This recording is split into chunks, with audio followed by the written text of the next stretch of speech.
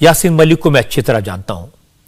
2 बार उन्हें आपकी अदालत के कटघरे में बिठाया, उनसे सख्त सवाल पूछे, शो में काफी तकरार भी हुई। वहां मौजूद कश्मीरी पंडितों ने उन्हें हत्यारा कहा, कश्मीरी पंडितों का खून बहाने वाला आतंकवादी कहा, कश्मीरी पंडितों के जेनोसाइड के लिए यासीन मलिक को जिम्मेदार बताया। उन्हें बार बार इस बात के लिए कोसा गया कि उन्होंने फौज के लोगों को मारा। हालांकि आज जिस केस में सजा हुई है वो टेरर फंडिंग का केस है। यासीन मलिक ने कई बार कहा कि जब उन्होंने हथियार उठाए थे तो कश्मीर में माहौल ही ऐसा था, लेकिन 1994 में हथियार छोड़ने के बाद वो कहते थे कि अब मैं गांधी जी के रास्ते पर चल रहा हूं। यासीन मलिक ने मुझसे यह भी कहा कि उन्होंने कश्मीर के नौजवानों को बंदूक के बजाय बैलेट का रास्ता अपनाने को कहा है। यह बात भी सही है कि भारत में यासीन मलिक ने अलग अलग सरकारों के साथ मिलकर कश्मीर का मसला हल करने की कोशिश की, अलग अलग प्रधानमंत्रियों के साथ उनकी बात हुई। लेकिन यह भी सच है कि यासीन मलिक इस मामले में पाकिस्तान को पार्टी बनाना चाहते थे। वो मानते हैं कि पाकिस्तान को कन्विंस किए के बगैर कश्मीर का मसला हल नहीं हो सकता। यासीन मलिक पाकिस्तान के नेताओं से लगातार मिलते थे, पाकिस्तान में मौजूद आतंकवादियों के आकाओं से उनके रिश्ते थे। मैंने हाफिज सईद को लेकर उनसे सवाल पूछे थे, हाफिज सईद के साथ उनकी तस्वीर भी उनको दिखाई थी। यासीन ने एक पाकिस्तानी लड़की से शादी की थी जो वहीं रहती है। यासीन मलिक की एक छोटी सी बेटी भी है। पाकिस्तान के बड़े बड़े लीडर यासीन मलिक के संपर्क में रहते हैं।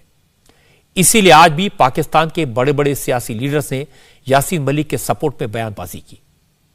पाकिस्तान के प्राइम मिनिस्टर शहबाज शरीफ और फॉरेन मिनिस्टर बिलावल भुट्टो जरदारी से लेकर former prime minister Imran Khan तक आंसू बहाते नजर आए। इस मामले में पाकिस्तान की सरकार और वहां के विरोधी दल एक साथ हैं। पाकिस्तान के civil aviation minister Khawaja Saad Rafique ने तो अपने ट्विटर हैंडल पर यासीन मलिक की तस्वीर लगा दी है। पाकिस्तानी क्रिकेट टीम के फॉर्मर कप्तान शाहिद अफरीदी, पाकिस्तान में हाई कमिश्नर रह चुके अब्दुल बासित जो भारत में हाई कमिश्नर थे, सब ने यासीन मलिक को दी गई सजा को अमन पसंद कश्मीरी पर जुल्म बताया। यासीन मलिक की पत्नी मिशाल मलिक पाकिस्तान की सिटीजन है, जैसे मैंने आपको बताया। मिशाल मलिक ने पाकिस्तान की इंफॉर्मेशन मिनिस्टर मरियम औरंगजेब के साथ प्रेस कॉन्फ्रेंस की। मिशाल ने आरोप लगाया कि यासीन मलिक को न तो वकील दिया गया, न दलील का मौका दिया गया, सीधे उम्र कैद की सजा सुना दी गई। 13 साल की मेरी जो शादी हुई है, इसके अंदर बहुत से अप्स एंड डाउन्स आए हैं, बहुत से अटैक्स, बहुत से अरेस्ट आए हैं, मगर इस वक्त जो हालत है मेरे हस्बैंड की, उनको तिहाड़ के डेथ सेल में रखा हुआ है 5 बाई 7 फीट के, उनको कोई काउंसिल एक्सेस नहीं है। और ये तो दहशतगर्दी के मुकदमे, जब एक पुरअमन, एक हुर्रियत अजीम रहनुमा जो लीड कर रहे हैं एक स्ट्रगल ऑफ नॉन वायलेंस, तो उनके खिलाफ टेरर फंडिंग के, टेरर फाइनेंसिंग के, टेरर गैंगिंग के और सिडेशन के चार्जेस और ऊपा जैसे और टाडा जैसे और पब्लिक सेफ्टी जैसे ड्रैकोनियन लॉज जो हैं वो उनके खिलाफ डाले जाएं, जिसके तहत वो अपना केस भी नहीं प्लीड कर सकते। और जो सबसे खौफनाक बात है इस वक्त कि जब उन्होंने कहा कि मैं अपने केसेस खुद मैं बोलूंगा, तो जब भी उनको ऑनलाइन प्रेजेंट किया गया है तो उसके अंदर उनकी आवाज म्यूट कर दी जाती थी जब वो बोल रहे होते थे जज के साथ। और जब उनके खिलाफ एविडेंसेस प्रेजेंट किए जाते थे हिंदुस्तान की आर्मी की तरफ से, तो तब उनकी तरफ से वॉल्यूम बंद कर दिया जाता था ताकि यासीन साहब को ऑनलाइन वो सुन भी ना सके कि उनके खिलाफ क्या बात की जा रही है। उसको पिछले 35 ईयर्स से इंडिया के 3rd डिग्री टॉर्चर का वो शिकार है। जिस्म का एक एक हिस्सा जो है उनका वो गवाही देता है कि उनको कितना मारा पीटा गया, इलेक्ट्रोक्यूट किया गया है, उनके ऊपर बर्न स्कार्स हैं, उनकी बॉडी के ऊपर मेटालिक वाल्व है, उनको ब्लड फूड पॉइजनिंग होगी, उनको जेल में जहर दे दिया गया, कुछ साल पहले फिर जहर दिया। उनकी हेल्थ इतनी फ्रैजाइल है। मिशाल मलिक ने जमकर गलत बयानी की, जमकर झूठ बोला। उन्हें यहां के हालात का जरा भी अंदाजा नहीं है। इस प्रेस कॉन्फ्रेंस में पाकिस्तान की शहबाज शरीफ सरकार में मिनिस्टर मरियम औरंगजेब भी मौजूद थी। मरियम ने कहा कि यासीन मलिक अपनी बेटी से 8 बरस से मिल नहीं पाया है, भारत उसकी ह्यूमन राइट्स का वायलेशन कर रहा है। ये तमाम अदालती कार्रवाई जो यकायक एकदम की गई है और ये किस तरह अदालती इंसाफ के और इंसानी हकूक के मुनाफी है।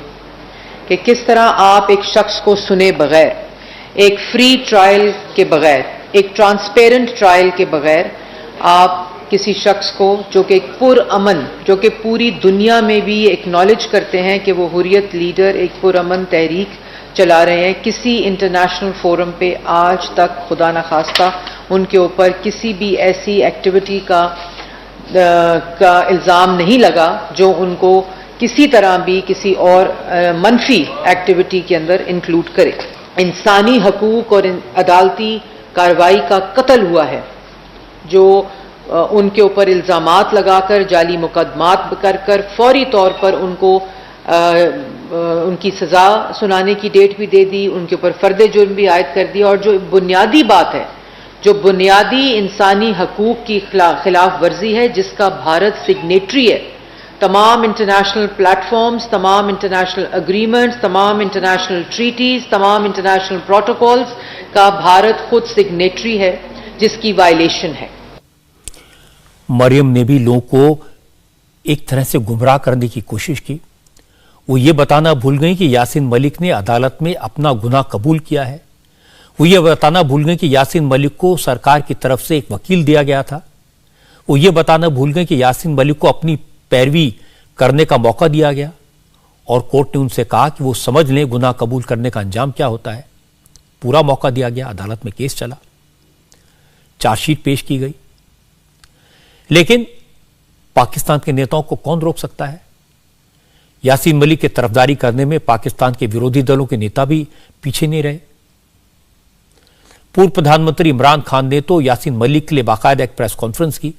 इमरान खान ने कहा कि अब दुनिया के ताकतवर मुल्क कश्मीरों पर हुए सितम के बारे में क्यों नहीं बोलते। यासीन मलिक किसी सूरत उनको दहशतगर्द नहीं कहा जा सकता, क्योंकि वो इनकी बड़ी लंबी स्ट्रगल है, कश्मीर अपनी आज़ादी की, कश्मीर की आज़ादी की स्ट्रगल। मैं बड़ी सख्त मजम्मत करता हूं हिंदुस्तान हुकूमत की। इनके अंदर कोई इखलाकी जवाज नहीं है कि एक आदमी जो इतनी देर से स्ट्रगल कर रहे हैं और उनको इतनी देर जेल में रखा है, उसको इतनी देर टॉर्चर किया है, उसको अब दहशतगर्दी में सजा सुनाई जाए। मैं सारे पाकिस्तान की तरफ से इसकी सख्त मजम्मत करता हूं। इसके ऊपर मैं इंटरनेशनल कम्युनिटी को आज कहता हूं कि ये डबल स्टैंडर्ड्स खत्म करें। इमरान खान को भी असलियत मालूम नहीं है। अदालत में कोर्ट केस चला, यह फैसला कोर्ट का है, किसी सरकार का नहीं है। इमरान खान की तहरीक इंसाफ पार्टी पूरे पाकिस्तान में सरकार विरोधी प्रदर्शन कर रही है। अब उनकी पार्टी ने अपने एजेंडे में यासीन मलिक को भी शामिल कर लिया है। इमरान खान की सरकार में मिनिस्टर रहे फवाद चौधरी ने कहा कि वो यासीन मलिक के लिए दुआ मांगेंगे। हम यासीन मलिक साहब से भी इजहार यकजहती करना चाहते हैं। जिस तरीके से हिंदुस्तान ने एक कन्फेशन के ऊपर, यानी जो एक ऐसा कन्फेशन, एक ऐसा एविडेंस होती है जिसके ऊपर दुनिया का कोई महज़्ज़ब मुल्क जो है उसका जुडिशल सिस्टम एतबार नहीं करता। पुलिस के साथ अंडर जो कन्फेशन है, एतराफ़ जुर्म जो पुलिस के सामने हो, हमेशा अदालतें उसको रद्द करती हैं और कहती हैं कि आप दूसरी एविडेंस लेके आएँ। लेकिन जो नरेंद्र मोदी के हिंदुस्तान में जिस तरीके से जुडिशल सिस्टम भी तबाह हुआ है, वो भी हमारे सामने है। और हमने देखा है कि यासीन मलिक साहब को एक कन्फेशन की बुनियाद के ऊपर उन्होंने जो है वो गिल्टी करार दिया है और हमारे दिल की धड़कनों में वो शामिल हैं। कश्मीर का हर फ्रीडम फाइटर हमारे दिल की धड़कनों में शामिल है और उसके ऊपर हमारी पॉलिसी बिल्कुल वाज़ेह है। पाकिस्तान के सारे नेता यासीन मलिक को एक सियासी औजार के तौर पर इस्तेमाल कर रहे हैं। वाकई में उनकी यासीन मलिक के साथ कोई हमदर्दी नहीं है। उनके लिए यासीन मलिक एक पॉलिटिकल इशू है, एक सियासी इशू है। इसलिए सब मैदान में आए, सब ने जितना जी चाह झूठ बोला, सब ने जितना जी चाह गुमराह करने की कोशिश की। एक बात जरूर ठीक है, यासीन मलिक के बारे में अगर हम सोचें तो पिछले 28 साल का ट्रैक रिकॉर्ड देखें तो लगता है कि यासीन मलिक ने 28 साल में हथियार नहीं उठाया। यह बात सही है। पॉलिटिकल सिस्टम में शामिल होने की कोशिश भी की। इसलिए ऐसा लगता है कि उनके साथ नरमी बरती जानी चाहिए। लेकिन जब यह ख्याल आता है कि यासीन मलिक की वजह से हमारी एयरफोर्स के 4 बहादुर अफसर शहीद हुए, जब यह ख्याल आता है कि यासीन मलिक ने हाफिज सईद से फंडिंग ली, पैसा लिया, जब यह ख्याल आता है कि कश्मीर में यासीन मलिक ने खून खराबे को बढ़ावा दिया, तो लगता है कि यासीन मलिक को सजा तो मिलनी चाहिए। यासीन मलिक ने भले खुद बंदूक ना उठाई हो, लेकिन अगर उसने कश्मीर लड़कों के हाथ में पत्थर या बंदूक थमाने के बदले में पैसे दिए, पाकिस्तान से उसे फंड मिले, तो यह गुनाह माफी के काबिल तो नहीं हो सकता। यह राजद्रोह है, देशद्रोह है, और जनता का परसेप्शन भी यही है। हो सकता है महबूबा मुफ्ती को जनता का रुख ना दिखाई दे रहा हो, इसीलिए आज भले वो पाकिस्तान की भाषा बोल रही हूं, लेकिन इतना तय है, अब पाकिस्तान की भाषा हिंदुस्तान में तो नहीं चलेगी और नहीं कुछ इसका असर होगा। अब हिंदुस्तान बदल चुका है, अब आतंकवादियों के साथ रहम नहीं होता, अब पाकिस्तान को उसी की भाषा में जवाब दिया जाता है। इंडिया टीवी हर वक्त हर जगह डाउनलोड करने के लिए सर्च करें India TV news Google play store या ऐप स्टोर पर।